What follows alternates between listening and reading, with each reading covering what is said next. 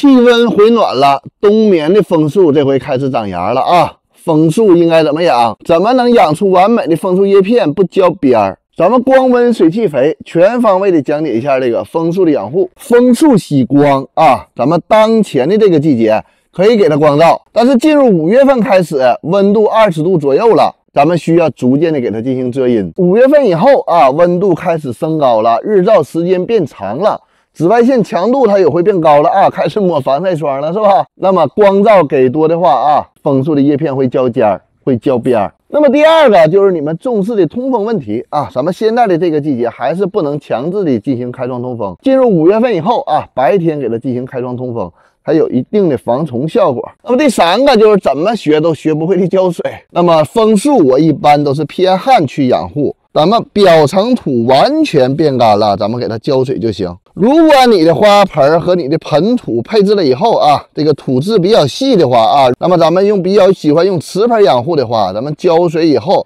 10天半个月，哎，这个土它都干不了。那么这个时候这棵枫树可能会受不了啊，它会出现什么问题啊？顶端开始焦尖，或者大面积的成片式的向下去落叶。那么浇水以后啊，它这个水质会向上走啊，水质上得很高。那么这个时候枫树可能烂根了啊，那么就是盆土配置的不好啊，咱们需要考虑换盆换土。那么现在的这个季节2月末啊，气温还是比较低，咱们这个平时啊，这个把手扎到土里啊，干半个手指节到1个手指节左右，咱们给它浇水就行，是吧？待到4月中旬以后啊，5月咱们开始调整浇水，咱们不用再去向下去抠土了啊。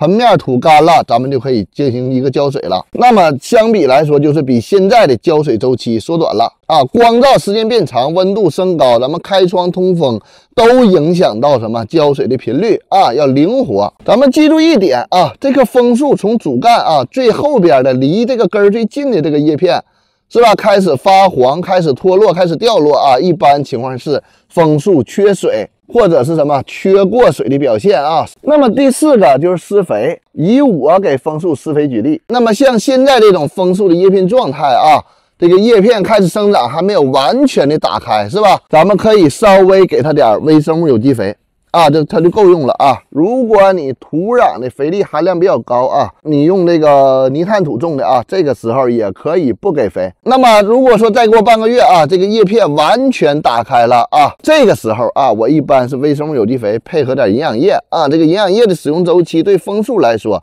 那么10天到15天左右给一回啊。咱们枫树啊不耐浓肥，不需要大肥，肥多它的表现也是什么叶尖像烧焦了一样啊，这个焦边焦尖的这种情况，同时伴随着什么大面积的干边啊，都可能是肥多的表现。咱们施肥啊，施肥要简单一点啊，不要复合肥啊、缓释肥啊、水溶肥啊，咔咔的一顿往上整啊，它受不了。那么整体来说，枫树去懒一点去养啊，一般没有什么问题。别忘了点赞关注啊。